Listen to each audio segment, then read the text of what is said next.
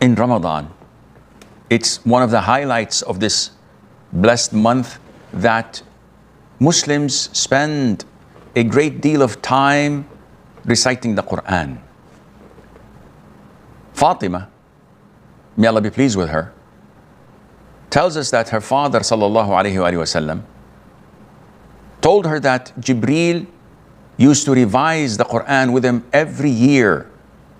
And in the last year of his life, he revised the Quran with him twice. And this was done in Ramadan. As Ibn Abbas said, used to be at night.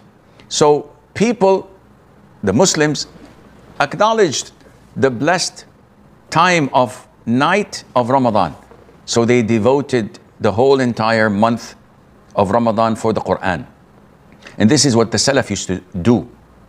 Imam al-Zuhri, whenever Ramadan entered, he used to refrain and says, Ramadan is only to recite the Quran and to feed the food to the poor.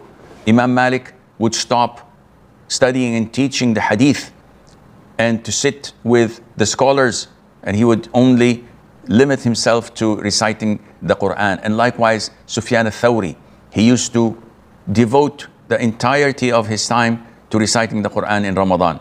And there are tales and stories. Some we can believe, some we may refrain from believing, but it is possible. They say that Imam Shafi'i in Ramadan, he used to read the Quran 60 times other than prayers. Yani, every day he used to finish reciting the Quran from cover to cover twice.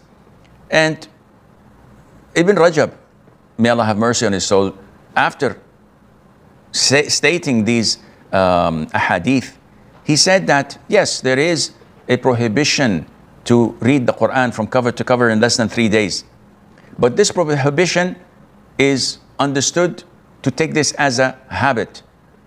While if this is done at specific seasons, such as Ramadan, which people seek after the night of decree, Laylatul Qadr, or when people do this at blessed and honored places such as Mecca, in this case, to utilize the time and the place, it is permissible to do that more than or in less than 3 days.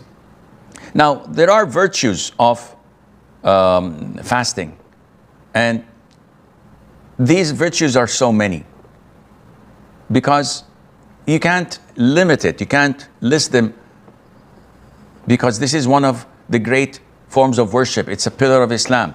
So as listed in your books, fasting is means of showing gratitude to the blessings of Allah Azza wa Jal. And it's a means of abandoning haram. It's one of the ways where you can overcome your own whims and desires. And also it leads you to have compassion and mercy upon the poor and needy. By fasting, one may subdue the shaitan and weaken him. So this whisperings of shaitan would be much less, and hence less sins. And when fasting, you train yourself to remember Allah, to observe Him, to know that He's watching you. So you leave what you're able to do because you know that Allah is watching you. And finally, it helps one to return to Allah Azza wa Jal and to turn away from this dunya and its desires, and encourages one to seek that which is with Allah, which is Jannah.